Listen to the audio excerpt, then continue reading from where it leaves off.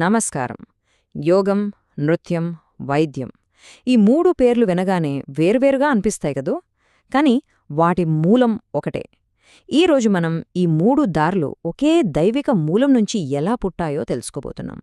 అసలు ఒకటేమో కఠినమైన క్రమశిక్షణ, ఇంకోటేమో సున్నితమైన కళ, మరొకటేమో స్వస్థపరిచే వైద్యం.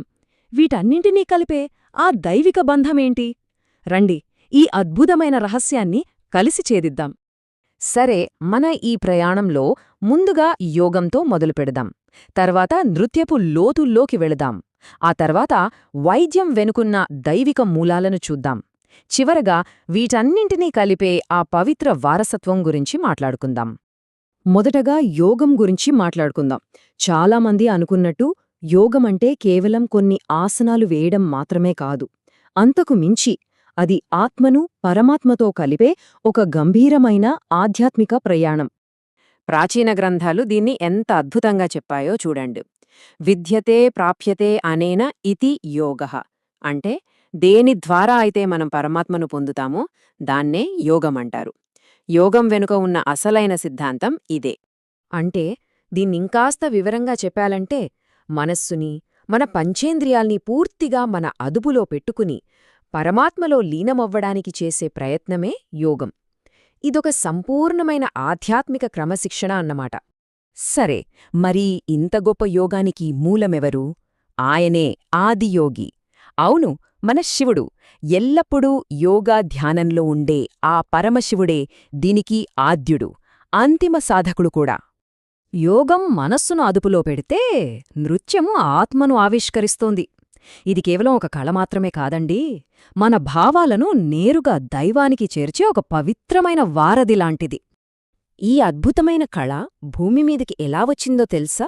దాని వెనుక ఒక పెద్ద కథే ఉంది. మొదట కైలాసంలో శివపార్వతులు నృత్యం చేస్తుంటే దాన్ని చూసిన నందికేశ్వరుడు ఆ జ్ఞానాన్ని మొత్తం గ్రహించాడట. తర్వాత ఆయన ఆ జ్ఞానాన్ని బ్రహ్మదేవుడికి బోధించారు.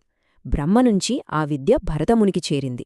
చివరికి భరతముని ఆ దైవిక జ్ఞానాన్ని మానవాళి కోసం నాట్యశాస్త్రం అనే గ్రంథంగా మలిచారు. చూశారా ఎంతటి దైవిక ప్రవాహమో? ఈ గొప్ప గ్రంథానికి నాట్యశాస్త్రం అనే ఒక్క పేరే కాదు, దాని ప్రాముఖ్యతను బట్టి నాట్యాంగమని, చివరికి నాట్య వేదమని కూడా పిలుస్తారు. అంటే ఏంటి? ఇది నృత్యానికి సంబంధించిన ఒక సంపూర్ణ వేదం లాంటిదన్నమాట. ఈ కళలో ఉన్న అద్భుతమేంటంటే ఇది చేసేవాళ్లకే కాదు, చూసేవాళ్లకి కూడా మేలు చేస్తుంది.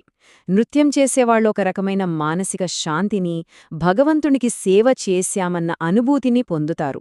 అదే సమయంలో చూసే ప్రేక్షకుల మనసులు కూడా ఉన్నతమైన ఆధ్యాత్మిక భావనలతో, ప్రశాంతతతో నిండిపోతాయి.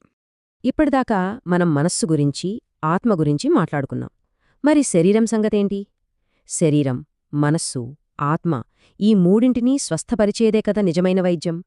మన భారతీయ సంప్రదాయంలో వైద్యం కేవలం ఒక సైన్స్ కాదు, అది దేవుడిచ్చిన ఒక గొప్ప వరం.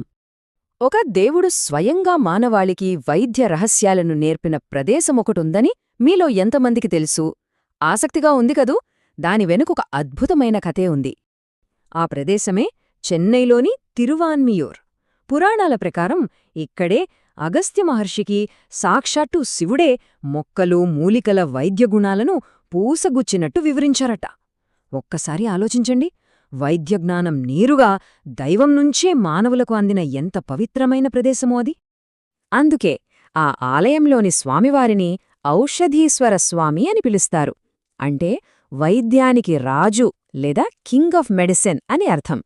శివుడికి వైద్యానికి ఉన్న ఈ విడదీయరాని బంధానికే ఇంతకంటే గొప్ప నిదర్శనం మనకు దొరకదు.